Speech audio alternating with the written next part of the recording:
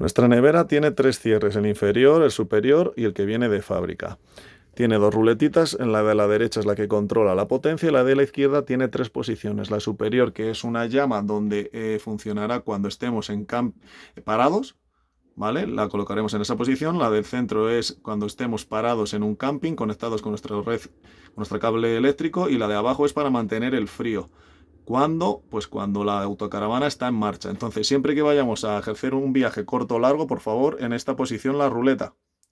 Para comprobar cómo funciona, vamos al armario de al lado, abrimos, y la segunda posición es la que enciende nuestra nevera, el gas. Esta siempre tiene que ir apagada cuando estemos en marcha.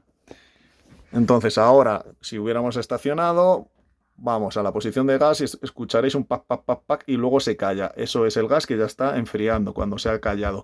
Si sigue ese pac, pac, pac, pac, pac, es que no está entrando gas y probablemente se haya acabado la bombona. Por tanto, habría que cambiarla.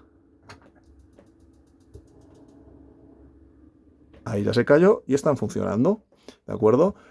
La posición central sería para camping, ahora no se enciende porque no estamos conectados eléctricamente, y si vamos a viajar, en esta posición. Ahí estaría enfriando.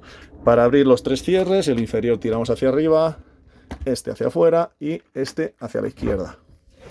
El congelador, como veis, está en la zona superior. Para cerrar lo mismo, ese hacia el otro lado, conectamos aquí, cerramos, y si vamos a hacer un viaje en este instante, ya os digo que coloquemos la posición de viaje. Y lo importante es que nos acordemos de apagar la ruleta del gas.